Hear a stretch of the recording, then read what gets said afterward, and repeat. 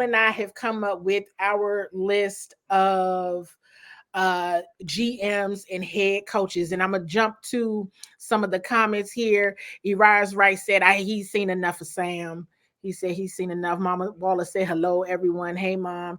And Bernard said, I want to believe that he can be the guy. That's in terms of Sam, but I'm not betting the house on it. I'll take Harrison at 2 and figure the QB out after that. So you all, how we're going to do this? I think we're going to go through GMs first, right, Darrell? I'm good with that. GMs first. I'm good with that. Then turn it over to Darrell to go through the list of head coaches. All right, you all ready? Let's see what you all think about this list here. This is Bowie TV's Washington Commanders potential GM list. Check it out, you all. Here's what we're thinking from this, right? And let me share a bit about our process, if you will, for doing this. We were straight up like, hey, who are the winningest teams in football in the last 5 years? In the last 5 years, who are the winningest teams in football? And can you list in the chat who you all think those teams are? I'm going to go ahead and tell you while you listen those out in the chat. The Chiefs, the Bills, the Ravens, the Green Bay Packers, the San Francisco 49ers, the New Orleans Saints, the Dallas Cowboys, the Philadelphia Eagles, the Pittsburgh Steelers, and the Seattle Seahawks. Okay? So those are the teams. Those are the top 10. Won the most in the last 5 years. Then I said, let's take a look at how those teams are doing this year. Narrowed it down a little bit more. Chiefs, Bills, Ravens, 49ers, Cowboys / Eagles. This is how I came up then with this list. I want to know who's been got some longevity in this talent evaluation game. So we're starting at the top left with Adam Peters, the 49ers assistant GM. That goes without saying, right? The way the 49ers draft, the amount of depth that they have on their roster. So the thing with Adam Peters, though, is John Lynch received a promotion. So there's a strong possibility that now Adam Peters may move up to that general manager role. If not, absolutely a great choice. Then to the right here from the Kansas City Chiefs, I told Darrell, I said, Chiefs, anybody. Pick one. Have them pick a name out of a hat. It doesn't even matter. It's from office perspective. Because in the last 5 years, even if we're talking longevity, but specifically the last 5 years, it doesn't get any better than what we've seen them do. Straight up with the Chiefs organization. Then I said, okay, Alex Hallaby. I'm going to tell you the truth. I really, really, really like Alex. I really, really, really like Alex. And I'm going to tell you why I like him so much. He's into analytics. Oh my gosh. So if we're talking tried and true talent evaluation, coupled with knowledge of analytics, which is like the new current wave and the next wave, look no further than Alex, right? The challenge, though, with Alex is I don't know how it really works from a moving within the division perspective. So not so sure about that. Joe Hortiz or Horitz from the Baltimore Ravens, the director of player personnel. And I see some comments here in the chat, and we're going to try to put those up on the board here. Josh already said, listen, I'm gonna tell you like this. Let me take this down. Let me take this down for a minute. I'm gonna put it back up. I told Darrell this. Y'all may have heard me say this on a previous show. It is absolutely strategic and by design that Bowie TV covers the Baltimore Ravens. As I have shared with you all a multitude of times, let's be very clear about something. Yes, everybody knows I grew up a Commanders fan. Everybody knows that ain't new news. And everybody knows that I've been covering the Commanders on site for 6 years now. That's where I met Darrell. I've been on site. I've been there. But we would all be crazy if we didn't look up the Beltway for an example of a model sports organization, not just NFL, sports organization.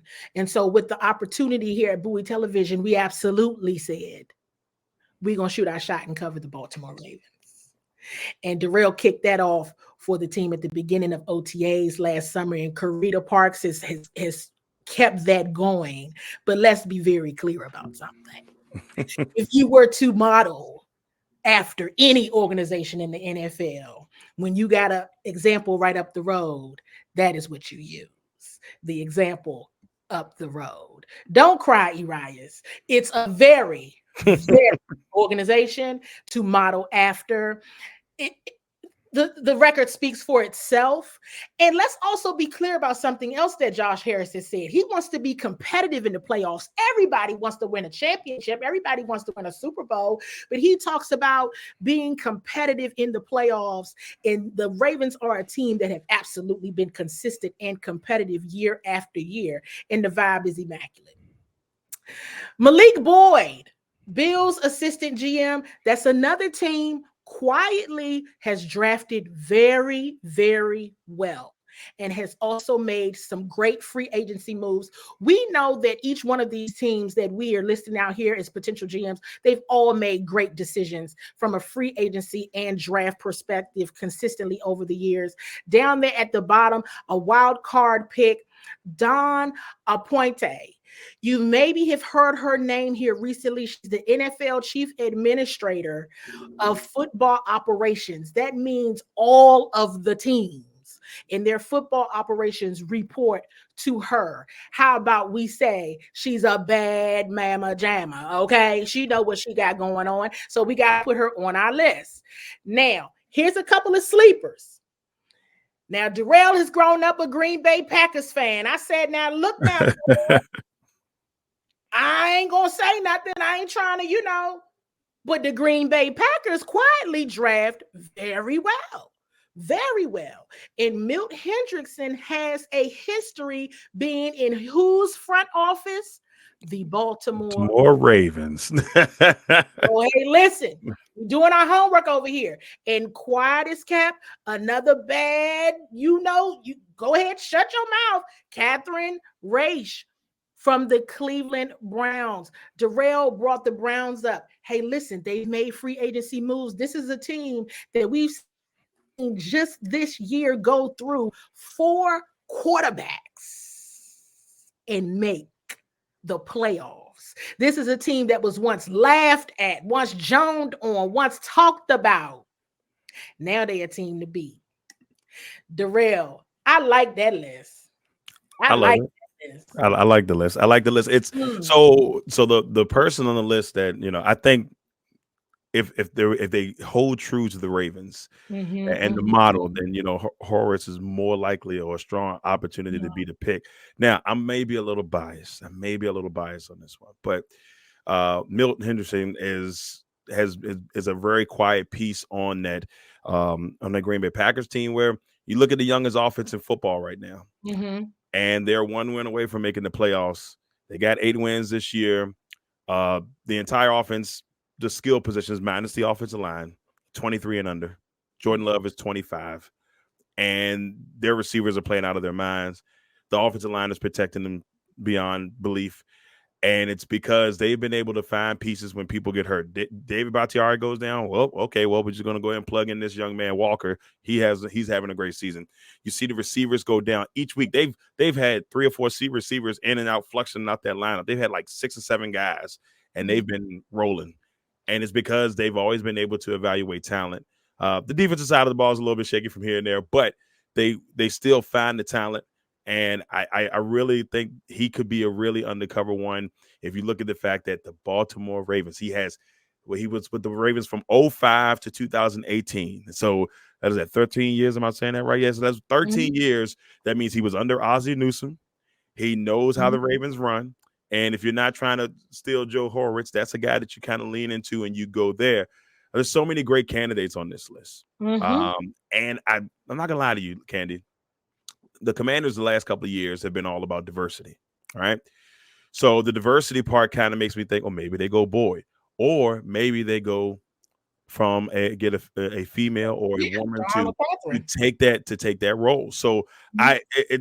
it's going to be a fun road here to see how they go about it. But there's Mhm. some excellent candidates if they can pull some of these, able to pull one of these amazing candidates away from those teams. Absolutely, Darrell. And the thing about it is, like I was sharing and sharing with you all again, the key is consistently longevity in being a consistent name all throughout the season in the playoffs, who has made good draft choices. Here's the other thing that we wanted to make sure we brought up, Darrell. I'm glad it just came up in my mind. These are teams that have gotten to where they are with the top 3 pick. Okay. These are teams who have made their claim to fame finding the diamonds in the rough, finding the hidden gems. And the reason why they haven't made their claims to fame necessarily, most of the teams that we're talking about, pretty much all, is because they winning. And when you're winning, you don't get a top pick. So these are teams where it's not about the top 3. It ain't even about the top 10 for most of them. Of course, they've had some throughout the years, but these are teams who have consistently thrived in draft, in free agency, and they are in the playoffs every year. They have household names on their teams. They have multiple Pro Bowl players on their teams. And that is what this new ownership is going to have to be looking at, especially if they want to shorten that rebuild time. They got to get Agreed. somebody in here who knows what they're doing and who knows how to get them and what they're looking at. The other thing that you're mentioning too about the diversity aspect, going back to Don for a moment, in Don's role as the chief administrator of football operations for the NFL at the league level, with all of those teams' operations reporting to her, it would give her the opportunity. Yes, she's the general manager, but it would also give a potential opportunity to bring in somebody that is a true talent evaluator that only focuses on the roster. Right. It ain't about the football operations. I got football operations if I'm done, right? But I'm going to bring in somebody that your sole responsibility is talent evaluation. I think that's a great point you made about diversity from that aspect as well, Darrell.